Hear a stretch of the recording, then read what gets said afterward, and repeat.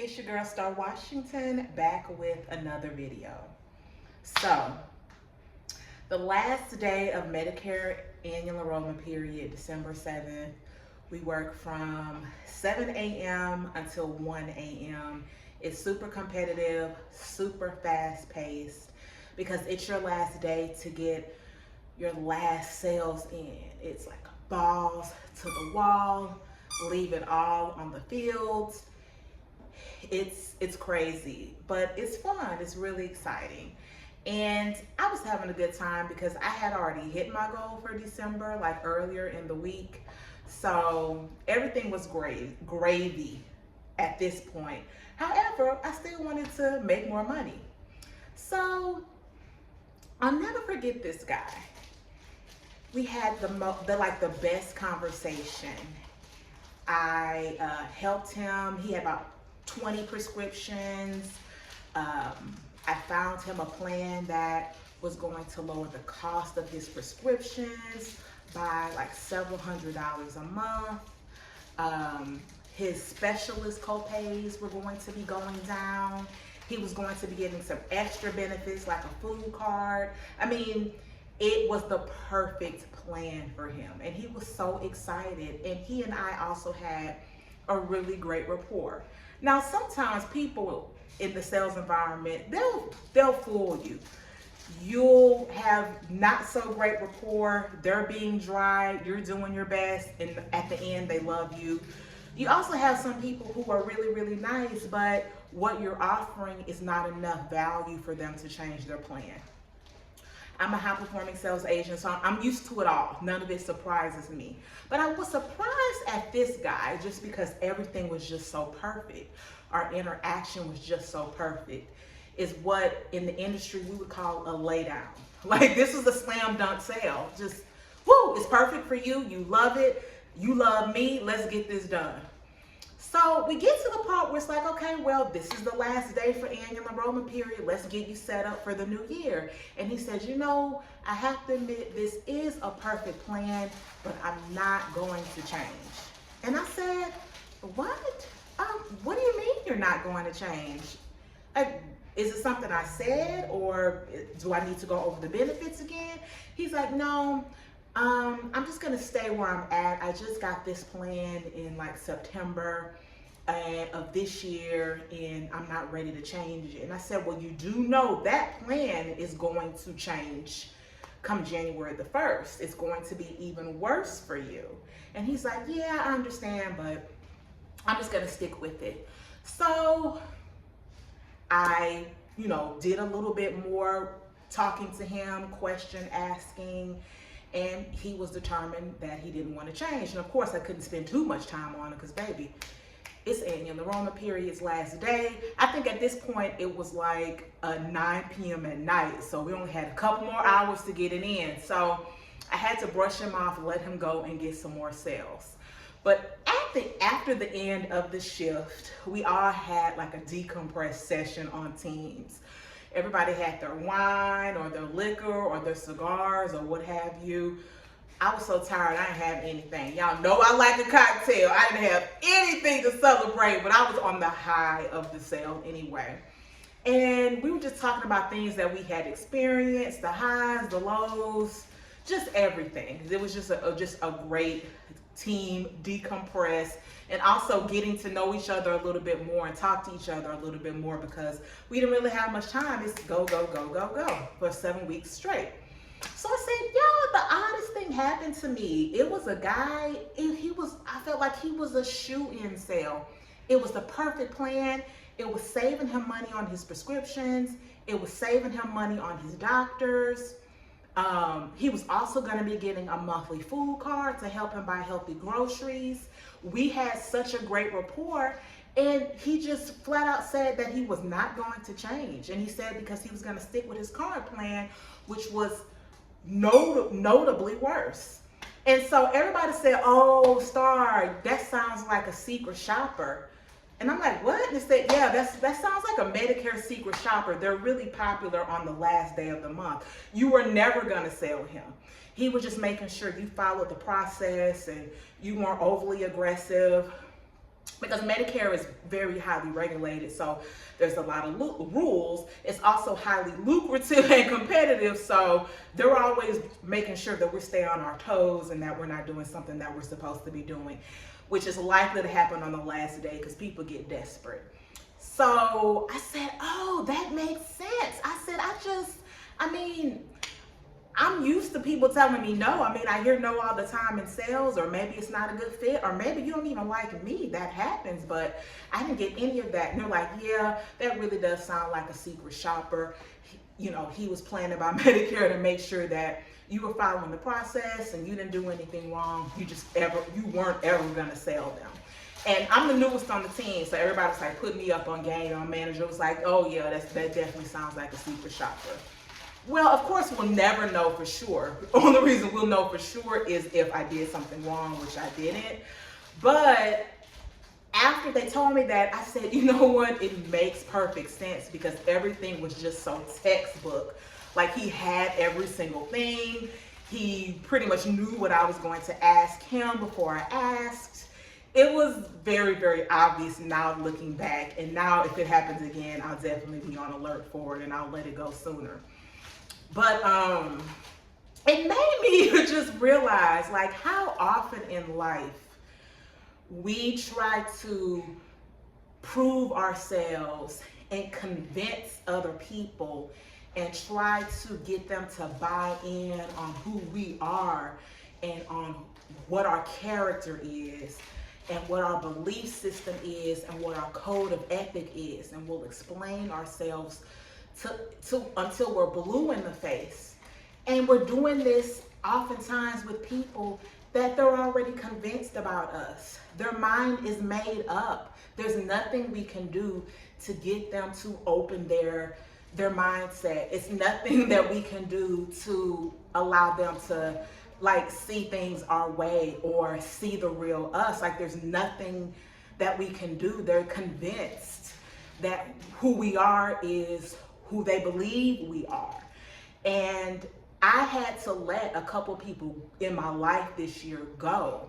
And it was honestly a very painful experience because these are people that at one point were dear to me. But it got to a point where I felt like I was over explaining myself and pandering to them and, always having these conversations and trying to get them to see things my way. And I let them go because I didn't like how that felt, especially this was happening during a very stressful time for me. And I'm like, I don't need to be begging for friendship or begging for an ally or need people to, come on board. Like, I'm okay. So I let these people go. And the situation with the Medicare secret shopper made me realize that it was the best decision because I was never going to convince them. Even if I would have thought that I convinced them, I would have been convincing them all year for the rest of my life. And who needs that? Who needs that?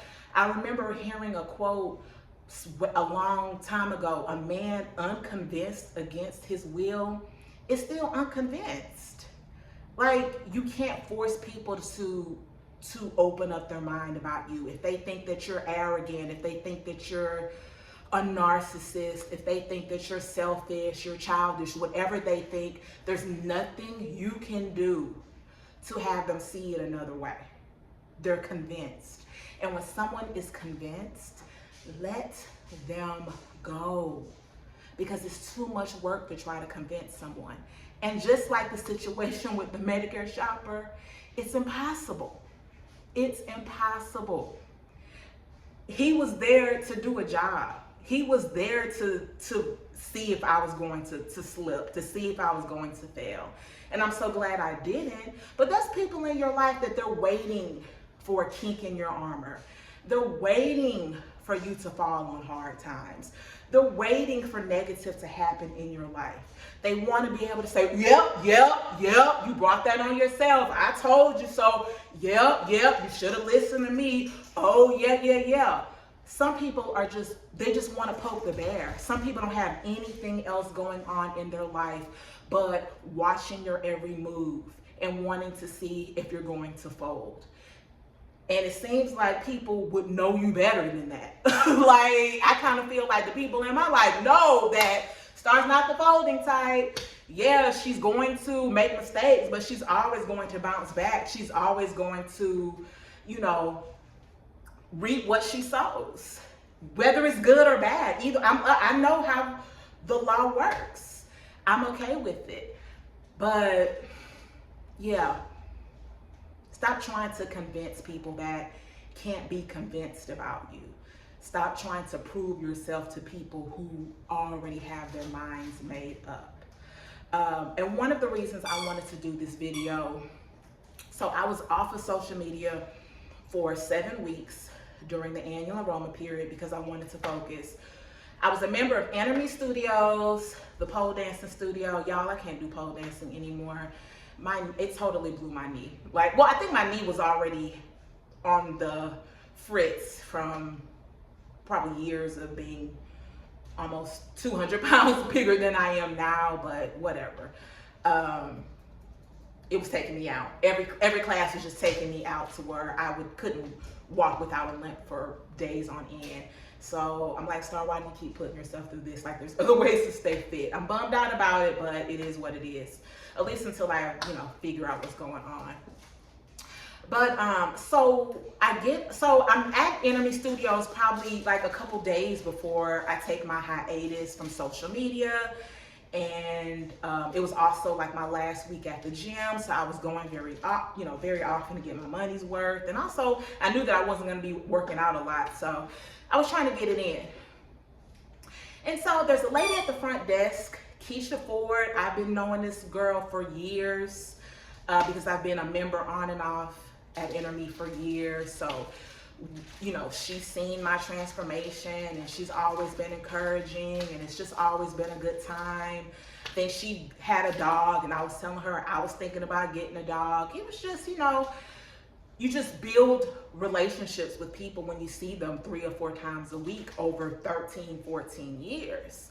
So last time I saw her was probably 8 weeks ago, and then I get on social media on this past Sunday and I see the owner of Enemy Studios, which was of course a good friend of hers, and her boss. Well, she posted her funeral arrangements, but the funeral was actually on Saturday. I'm seeing the post on Sunday. It was my very first post that I see when I get on Instagram. Instagram knows what you want to see.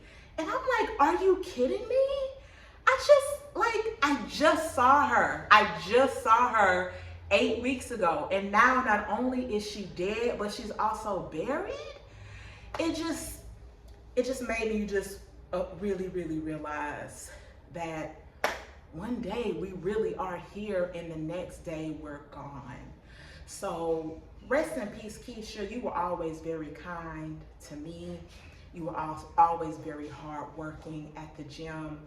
The world shines less bright now that you're not here walking the earth, but we still get to benefit from just the warmth and the exuberance that you radiated while you were here. You were passionate about your job. You were passionate about, making women feel beautiful and making women feel comfortable at the gym. And my condolences to everyone that loved her.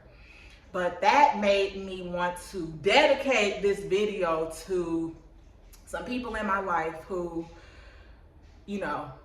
I just don't want to ever take them for granted. And if I've ever taken you for granted, I want to say I'm sorry. But these are people that know me well, have been knowing me for years. They know my laundry list of flaws, and they still love me. They still give me so much grace. When I'm happy, they're happy. When I'm sad, they're sad. They're always trying to see things my way. When I sell nearly 400 Medicare Advantage plans, they feel like they sold nearly 400 Medicare Advantage plans. When I lose almost 200 pounds, they feel like they've lost almost 200 pounds. When I get a tummy tuck surgery. They feel like they got a tummy tuck surgery, even if they don't agree with my decisions, because I'm happy, they're happy for me, and vice versa. They know that when the good things happen to them, it happened to me. And you know, I'm not the person that's gonna be on the phone all the time. I might miss a few calls. If I'm going through something, you probably won't hear much about it until after it's over. That's just a start thing. I'm improving though. I've improved a lot this year. But just want to throw a few names out. Y'all, they probably don't even watch this video, and I ain't even offended. I know how stuff works. Look, in sales, we know you will never sell to your friends and family. It's just people who know you best care the least about what you have to say on YouTube, because you talk to them all the time. Doesn't hurt my feelings. It's the way it is. But I still want to just put this energy out. My girl LaShiver Tanksley, my girl LaShante Coleman, my absolute bestie Monique Green, my boo Annalise Hightower. I'm sorry, Annalise, I can't think of your married name. You know Nick, my boy, too, and I cannot think of your married name right now. I think I still have working 112 hours from December 1st through December 7th brain. I keep saying that. It's like, sorry, okay, we know. But Liza, just, yeah. Kamada McCoy, my niece Chelsea, just people that give me grace and love me for me, and right or wrong, they riding. And I just thank y'all, and I just love y'all. And you know, time is not promised to any one of us, but I want to just let y'all know I thank y'all so much, and I want every good thing in life to happen to you so I can celebrate. So that's it for today's video. Please like, comment, and subscribe. But yeah, on this note, I'm gonna end it on stop trying to convince people of who you are. The people who know you, gonna love you for you, and they're gonna give you grace. Bolt! He was, you know what? He was all in my face all day. And now that y'all are in my face, he's not interested. Y'all pray for me. He keeps peeing in the house. I've taken him out. I'm off for the next, I've been off for 3 weeks. I'll be off for 3 weeks. I've been off since AAP ended, and I go back January the 2nd. So I'm like, this is a great time to get a dog. I'll be able to train him. And I overdo everything. I done read all the articles and the books and the podcasts. I've been asking people questions and overstayed my vet visit. So he still keeps having accidents in the house, but everybody tells me that's normal. He's not even 4 months yet. So I gotta give him grace. But thank you guys. Love you so much. Bye.